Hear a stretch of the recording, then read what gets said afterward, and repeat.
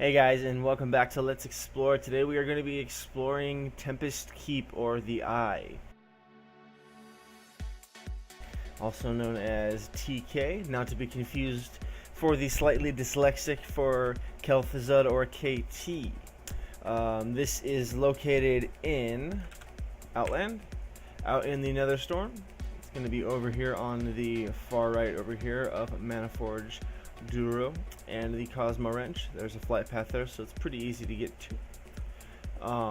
What we're going to be looking at today is the bosses of Tempest Keep, showing you how to go through and take care of each of them, as well as hope for a mount drop. What we have here in front of us is a full tier 5 for the warrior. We have, oh, how's it going, Horty? How's it going? Would you mind? I'm trying to record things here. Full tier 5 for the warrior. The destroyer set is what it is known as. These pieces are going to drop in here as well as in Serpent Shrine Cavern. And what we are looking at paired with it is again the Merciless Gladiator's Greatsword, because it just looks awesome. The tabard that we have equipped is the Illidari tabard. You can do that by doing the Path of Conquest. I believe it's called the Quest Chain. Other than that, I don't know if there's any prereqs we need to go over before we go in. There is no attunement, so you can just walk right in and start doing your thing. The place itself, the raid itself has 4 bosses in it, so again, nothing too time consuming. The last boss is the hardest and the most time consuming out of all of them. A little bit of both. What I mean by that is he's actually still a decent challenge mechanics wise, and it also is slightly scripted, so it takes longer than just running in and killing the boss, as you'll see when we get there. It is a non-linear raid, so you can go through and you can do the bosses in any order. I believe you can even run up straight and do Prince Kael'Thas right off the bat if you wanted to, though I've never done it. I've always just gone through and cleared the bosses, because there's always been something I've tried to get every time I've come in here, or I've come through with a friend and they want stuff for transmogs.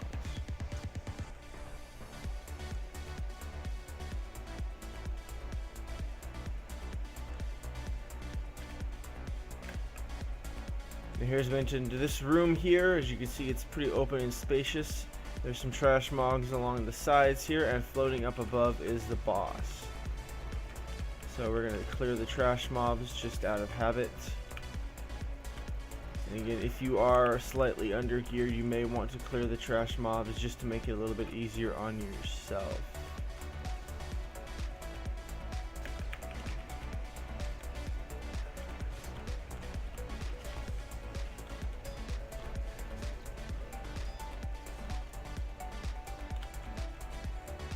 There are 2 ramps over here on the side. You can go up either one.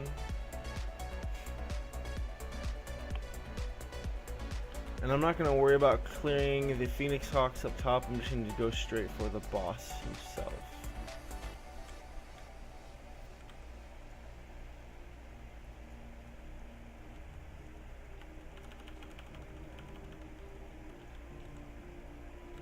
Quick range attack or a taunt, and he'll come right down. Now he always does fly down to this spot, so no matter where you pull him or aggro him from, this is where he will end up.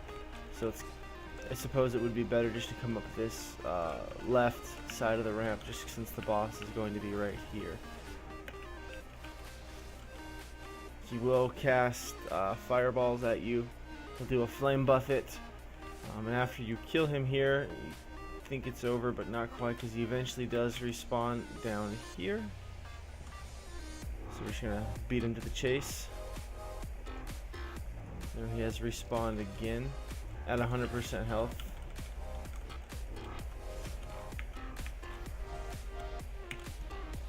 And if he lives long enough, he will fly up into the air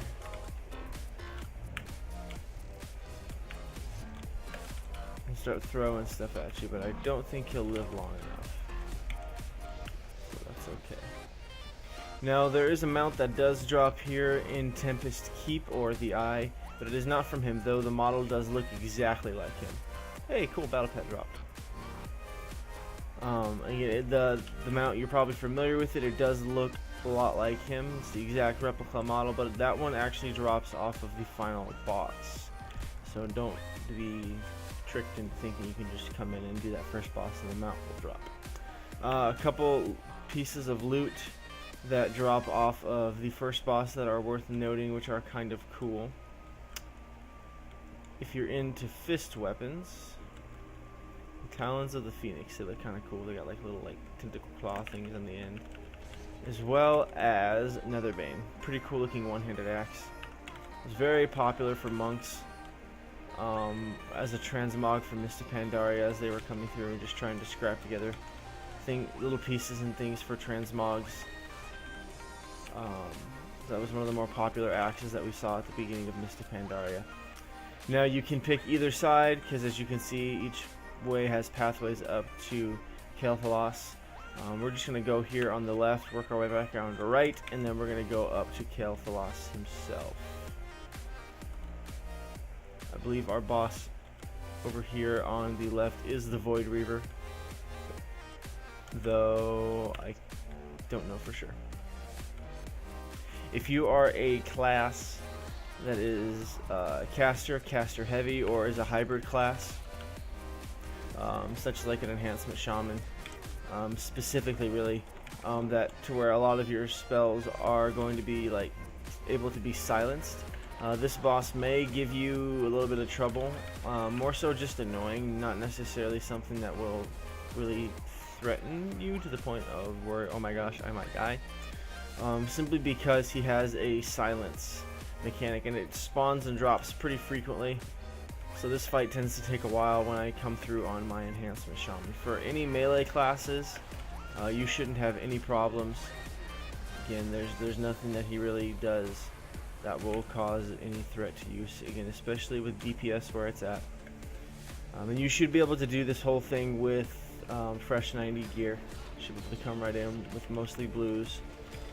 If you've spent some time on the Timeless Isle and got a full set of 496 epics that drop from there, then again you shouldn't have any problem at all. A little bit of a knockback, but again nothing that is too detrimental because he just runs right up to you afterwards. When those drop, that's the silence. It drops those arcane orbs, and that's when you're silenced. So apparently warriors can't thunderclap while silenced. That's interesting. But as you can see, again, because so much of our attack obviously is just melee, it's not a problem. So something you just might want to keep in mind as you're coming through with any of your caster or hybrid classes. And this is where you can see our shoulders drop. I already have the full set, so it's kind of cool. Don't have to worry about that. And we're going to keep on plugging along. Each of these bosses in here, I believe, do also drop a battle pet. Except for Kael'Thas. All the other ones do. So that's kind of cool. There are quite a few crafting plans that will drop in here. Level 70 epics that you can craft that kind of help match with your tier sets that you might be putting together with whatever gear proficiency you use. And they tend to drop pretty frequently. So if you're looking to complete your crafting recipe book, then you might want to come take a trip through here. Now as you can see, there is our last boss, Kael'Thas Sunstrider, but we're going to skip him really quick and just go around, because we want to go attack the High Astromancer, because she's a jerk.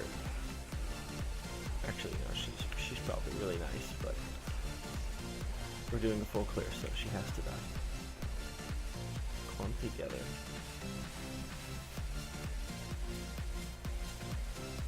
High Astromancer Solarian. I believe that the trash does pull from around the room. Confirms they're all running at me like I have free food.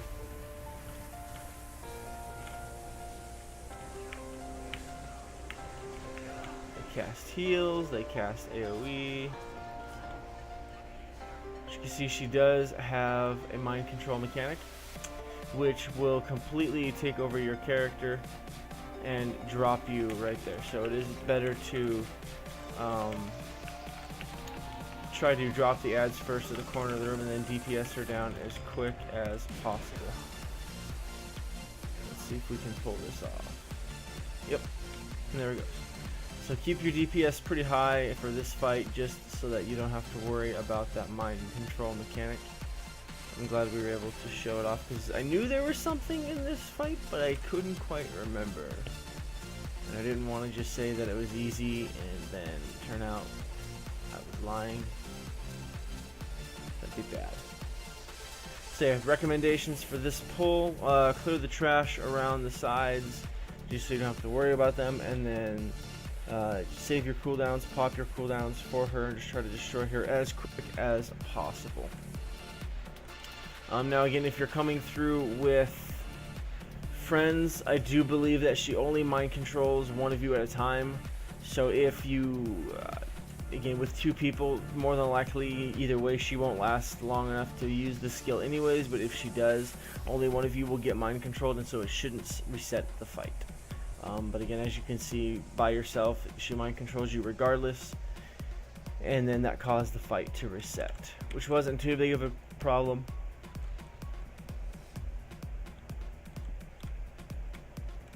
But if we were lower geared and maybe took a lot more damage, that would be an issue. So just for Kael'Thas, we're going to kill all the trash in this room as well, just to make it a little bit easier, because there's a lot of things that go on in this fight. And I mean, not like the trash is really hard to kill, and you can just AoE will kill it. They'll probably all die from like bleeds, but it just makes it easier just to be able to focus on just the boss. You don't have to worry about anything else CCing you or stunning you or anything like that, or fearing you, because that can wreck, mechanics like that can wreck a solo attempt really quickly. As you can see, he's a very, very pompous man. He's got statues of himself in his own room. Nobody wants to be friends with a guy like that. Alright, so as you can see, he has 4 friends with him. Each of them do a different type of CC or mechanic on you. The Paladin fears, I believe, the mage over here will conflagrate you, which will cause you to disorient or lose control of your character. Master Engineer, he'll send out like landmines that will knock you back, I believe. And I can't remember what the Warrior does. Maybe the Warrior fears you. You'll end up fighting these guys a couple times. The second time around, you fight them all together. First time, you fight them one at a time. Second time around, they are a massive pain in the butt. First time, they're kind of just whatever.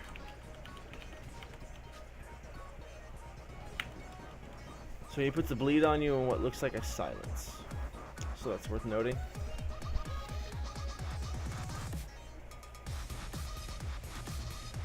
And each of the abilities that they carry into their first, they carry into the second fight. So again, Paladin fears.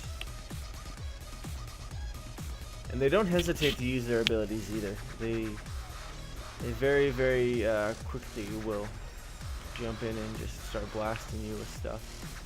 Alright, cool. So she does the Arcane Blast, which will knock you back. And then that's right. And then the Master Engineer, he has the mechanic that will bomb and disorient you. So now what we're going to see is we're going to see the weapons get revived.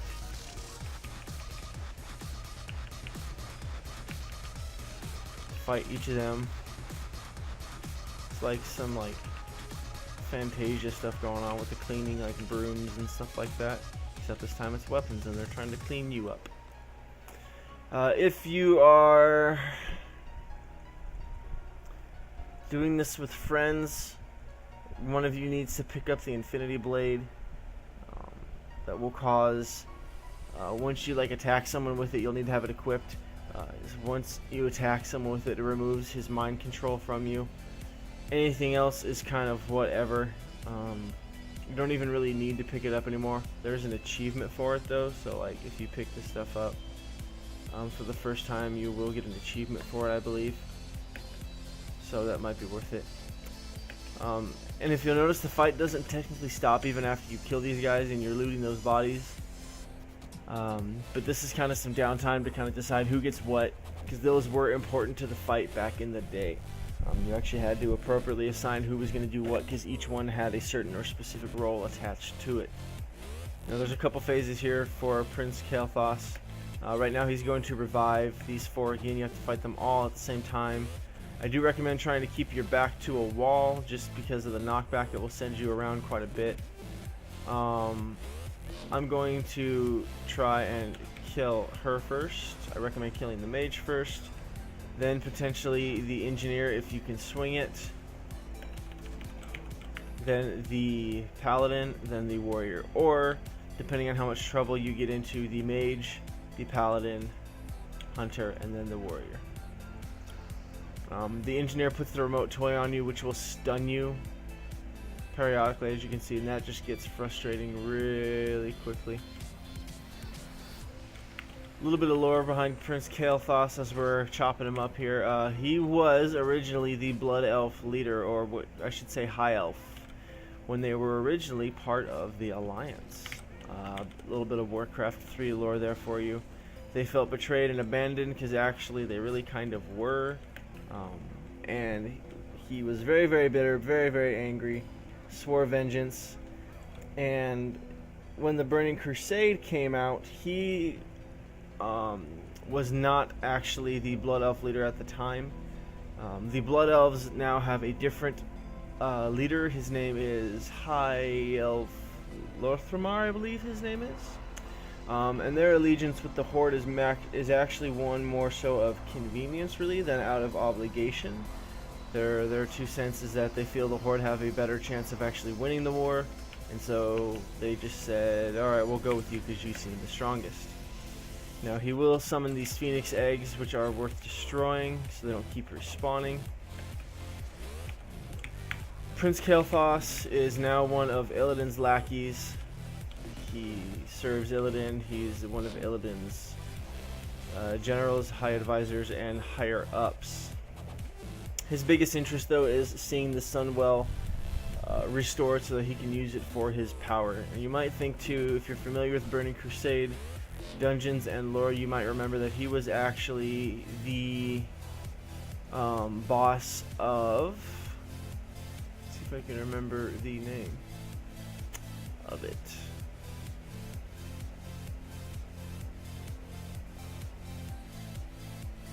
Where did it go? Magister's Terrace. He was a boss in there. And he also has a chance to drop the Swift White Hawk Strider there. So he's an interesting lore character, and this is where he meets his ultimate demise here in Tempest Keep. Oh, look at that. That's pretty. Kind of thin and flimsy looking for a warrior, but still a pretty dope looking sword. Worth hanging on to just in case. And a couple warrior tier pieces drop. Cool. These legendaries will dissipate from your bags, will disappear from your bags, I believe, once you leave Tempest Keep. So you don't get to keep them, which is unfortunate. Not that it would matter, though, because we can't transmog legendaries anyways. But they're pretty cool looking. I mean, pretty typical like skins for what was the gear in Burning Crusade. But still some pretty cool looking weapons. I always like this bow with like the little dots of light there on the end of it. But yeah, that is Tempest Keep. Again, very soloable, very doable. It was only soloable as of recently when Mist of Pandaria came out. Kael'Thas used to be extremely hard and still required a decent group to do it, but Blizzard came through and made it easier for everybody to solo. So now he is doable. So if you were looking for that, please solo him to your heart's content. Hopefully you'll have better luck with that mount drop. If you have any questions, please do leave it in the comment section. If you enjoyed the video, please leave it a thumbs up. And don't forget to share if you have friends that might be interested in this type of content. I'm looking at, hopefully soon, getting an idea of what the best way to do this is. A couple ideas. I want to start hosting once a week transmog run raids of things like Firelands, possibly ICC, Dragon Soul, the things that you still need a group of at least 5 or so people to do, just to do stuff like that. So we'll see how that goes. If I decide to do it, I may make a channel update about it for a date and a time. I'm also working at trying to be able to put myself in a position to where I'm able to start uploading videos at least once a day. I'm trying to get a battle plan of attack on that so I can find the best way to upload quality content, not just quick content, and hopefully find a happy medium between the two. I do appreciate those of you that have subscribed and that continue to come back looking for just new videos here. I appreciate it. Thank you for the kind words that some of you shared with me, and just thank you for the continued support. And that's it, I think. So next time we'll be looking at the battle for Mount Hyjal. I may actually bring a friend along for that one, because it gets boring in there. It's so long and so scripted sometimes, so we may see our first guest appearance there. We shall see. Anyways, that's it, guys. Again, I hope you enjoyed, and if you did, hopefully we'll see you next time.